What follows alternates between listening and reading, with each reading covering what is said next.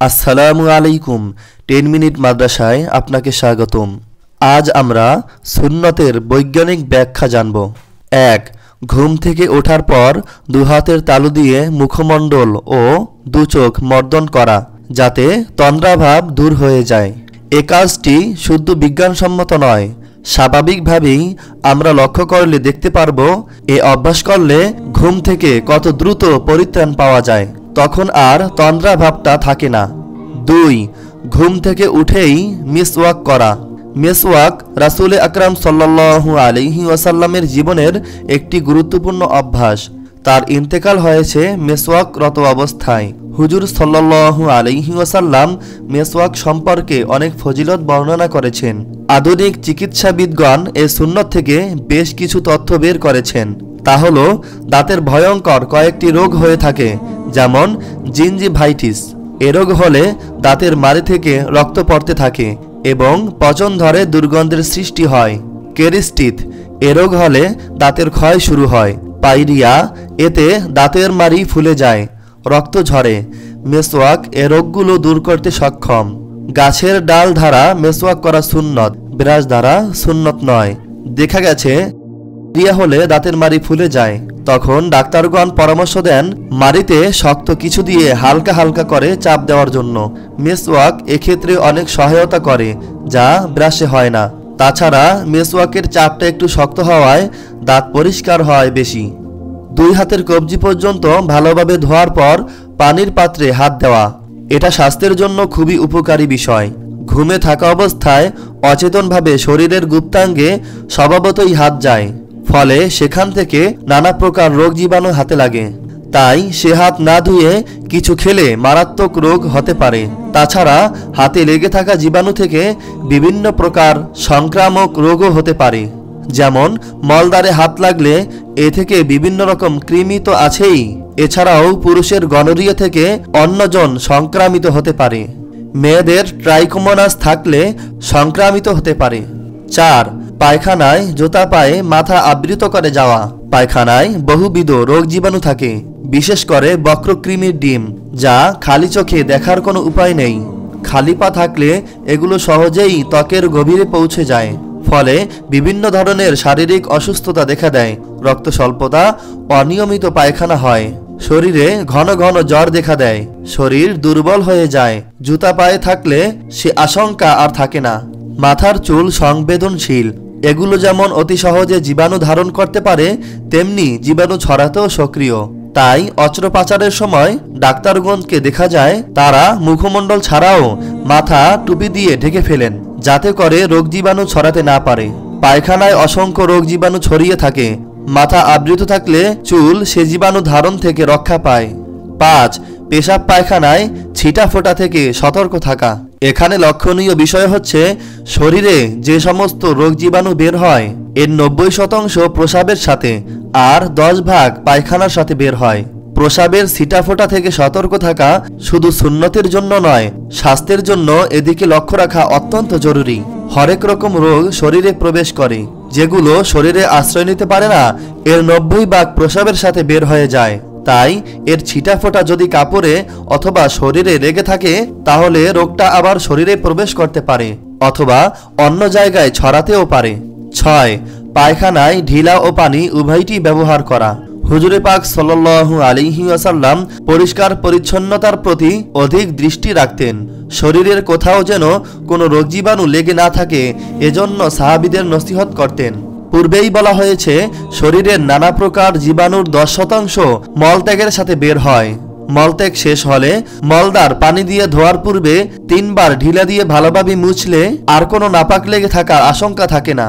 এরপর পানি ব্যবহারের মাধ্যমে সুন্দরভাবে পরিষ্কার হওয়া যায় এবং রোগ জীবাণু লেগে থাকে না। হুজুর পাক সাল্লাল্লাহু আলাইহি ওয়াসাল্লাম মাটিতে হাত ঘষে ধুতেন। এরও অনেক যুক্তিসঙ্গত কারণ আছে। বক্রকৃমির ডিম খুব ছোট হয়, যা পূর্বে উল্লেখ করা হয়েছে। হাতের চিকন রেখাগুলোতে এ ডিমগুলো বসে থাকে। হাত যতই কসলিয়ে ধোয়া হোক না কেন, এগুলো দূর হয় না, কিন্তু মাটিতে ভালোভাবে হাত ঘষে ধুলে ওগুলো আর থাকতে পারে না। এটা অনুবীক্ষণ যন্ত্র দ্বারা প্রমাণিত। 7. অজু করা। এটা শুধু সুন্নত নয়, নামাজ ও কোরআন শরীফ ধরার জন্য অজু করা ফরজ। আল্লাহ তাআলা বলেছেন, পাক না হয়ে তোমরা কোরআন ধরো না। নামাজ পড়ার জন্য অজু করা শর্ত। শরীরের যে অঙ্গগুলো কাপড়ের বাইরে থাকে, যেমন হাত, মুখমণ্ডল, পা, টাকনু পর্যন্ত, অজুতে এসব জায়গা ধুতে হয়, ফলে এগুলো রোগ জীবাণু মুক্ত হয়। এছাড়া ধোয়ার সময় এ সকল স্থানের স্নায়ু ও উপশিরাগুলো ঠান্ডা হয়, যাতে রক্তের স্পন্দন সহজ হয়। গর্দান মাসেহের দ্বারা মস্তিষ্ক ঠান্ডা ও স্থির থাকে। এমনইভাবে দৈনিক 5 বার অজু করলে স্বাভাবিকভাবে শরীরে জীবাণু থাকতে পারে না। দাড়িতে পুরুষের সৌন্দর্য বৃদ্ধি পায়। দাড়ি না রাখলে মুখের ত্বকে দাগ পড়ে যায়। বারবার শেভ করার ফলে ত্বকের স্পর্শকাতরতা কমে যায়, দৃষ্টিশক্তি লোপ পেতে থাকে। 9. নাভির নিচের বগলের চুল কাটা। বগলের নিচের ও গুপ্তাঙ্গের চুল সবসময় ঢাকা থাকে বিধায় এগুলোতে ময়লা জমে, ফলে নানা ধরনের জীবাণুর জন্ম নেয়। স্বভাবতই এগুলো অনেক রোগ সৃষ্টি করতে পারে। তাই রাসূলুল্লাহ সাল্লাল্লাহু আলাইহি ওয়াসাল্লাম বলেছেন, 40 দিনের বেশি এগুলো না কাটলে গুনাহ হবে। 10. চুল ধোয়া, তৈল লাগানো, আঁচড়ানো সুন্নত। চুল ধুলে ময়লা দূর হয়, আঁচড়ালেও ময়লা পরিষ্কার হয়। চুলে তেল দিলে মাথা ঠান্ডা থাকে, গোড়া শক্ত হয়, চুলের শিকড় গভীর থাকে, চুল কালো হয়। 11. নখ কাটা। স্বাস্থ্য রক্ষার্থে নখ কাটা অত্যন্ত জরুরি। নখ না কেটে খাবার খেলে সেখানে জমে থাকা ময়লা পেটে গেলে খাবার হজমে অসুবিধার সৃষ্টি হয়। আমাশয়, ডায়রিয়া, টাইফয়েড ছাড়াও বিভিন্ন ধরনের কৃমির জন্ম হতে পারে। অধিকাংশ ক্ষেত্রেই সূচকৃমি ও বক্রকৃমি হয়ে থাকে। সূচকৃমি হলে চুলকানির সৃষ্টি হয়, মলদ্বারে একজিমা দেখা দেয়, রাতে ঘন ঘন পেশাব হয়, ভেজাইনাইটিস রোগের প্রাদুর্ভাব হয়। 12. মাথা আবৃত করে খানা খাওয়া। পূর্বেই বলা হয়েছে মাথার চুল সংবেদনশীল।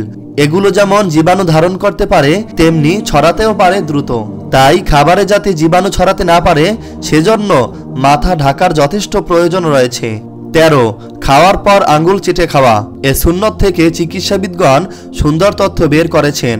খাওয়া শেষ হলে আঙ্গুল চাটার সময় মুখের ভিতর সেলিভারি গ্ল্যান্ড থেকে টায়ালিন নামক এক প্রকার রস বের হয়, যা পাকস্থলীর খাবার প্রায় অর্ধেক হজম করে দেয়। 14. গোসল করা। প্রথমে মাথায় ও কাঁধে পানি দেওয়া। গোসল করলে শরীরের ময়লা দূর হয়, রোগ জীবাণু থাকে না। মাথায় পানি দেওয়ার ফলে মস্তিষ্ক ঠান্ডা থাকে এবং উচ্চ রক্তচাপ দূর হয়। 15. জুতা পায়ে দেওয়া। মাটিতে বহুবিধ রোগ জীবাণু ছড়িয়ে থাকে। শরীরের মধ্যে পায়ের পাতার নিচটাই মাটির সাথে লাগে বেশি, ফলে সেখানে কোনো জীবাণু লেগে হতে পারে মারাত্মক কোনো রোগ, বিশেষ করে বক্রকৃমি, যা পূর্বে উল্লেখ করা হয়েছে। এগুলোর ডিম সর্বত্র ছড়িয়ে থাকে। যদি এমনও হয় অনেকদিন পূর্বে এক স্থানে একটু ময়লা ছিল, পরে ধুয়ে মুছে সব শেষ হয়ে গেছে, কিন্তু বক্রকৃমির ডিম নিঃশেষ হয়ে যায় না। এরা বহুদিন পর্যন্ত টিকে থাকে।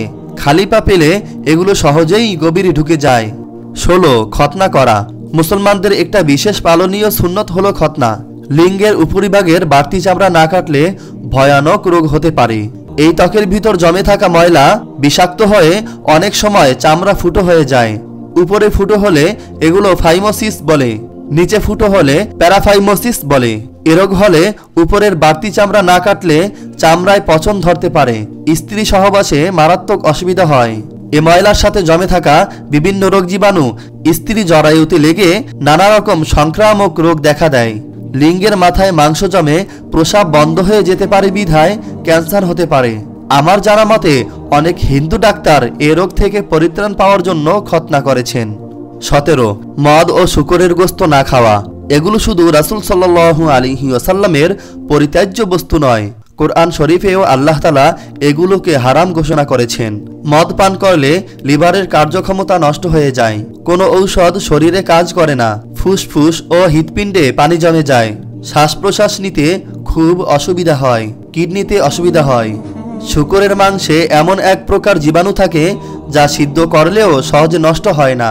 এ জীবাণু থেকে দীর্ঘস্থায়ী কোষ্ঠকাঠিন্য হয়, ফিতাকৃমির সৃষ্টি হয়, বড়ি বড়ি পায়খানা হয়, রক্ত স্বল্পতা দেখা দেয়। 18. অজু করে ঘুমানো। সারাদিন ক্লান্তির পর রাতে শোয়ার সময় শরীর গরম ও মস্তিষ্ক অস্থির হয়ে যায়, সেজন্য ভালোভাবে ঘুম হয় না, ঘুমে স্বপ্নদোষ হয়। ঘুমের প্রথমে অজু করলে উপশিরা স্নায়ু ঠান্ডা হয়, ঘাড় মাসেহ করায় তাৎক্ষণিক মাথা ঠান্ডা হয় এবং স্থির থাকে, ফলে ঘুম শান্তভাবে হয়। ঘুমে স্বপ্নদোষ কম হয়। 19. ডান কাতে শোয়া। ডান দিকে কাত হয়ে শোয়া স্বাস্থ্যের জন্য বেশ উপকারী। পাকস্থলীর খাদ্য শিশন দিয়ে বেরিয়ে যাওয়ার পথ হলো ডান দিকে, তাই ডান দিকে কাত হয়ে শুলে খাবার পরিপাকে সুবিধা হয়। খাবার একত্রে আর জমে থাকে না। হুজুর সাল্লাল্লাহু আলাইহি ওয়াসাল্লামের প্রতিটি কাজই ছিল সহজ ও বাস্তবধর্মী। এই ভিডিওতে তার সামান্য কয়েকটি বরকতময় অভ্যাসের আলোচনা করা হলো। সবগুলোর উল্লেখ এ স্বল্প পরিসরে সম্ভব নয়। এই ভিডিওতে উল্লেখিত সুন্নতগুলো বাস্তব ও আধুনিক চিকিৎসা বিজ্ঞানের অপূর্ব মিল এবং শারীরিক সুস্থতা বজায় রক্ষার্থে যথেষ্ট উপকারী। সাথে সাথে রয়েছে এর অনেক সওয়াব ও ফজিলত। আল্লাহ তাআলা আমাদের সবাইকে রাসূল সাল্লাল্লাহু আলাইহি ওয়াসাল্লামের সুন্নত মোতাবেক চলার তৌফিক দান করুক। আমিন।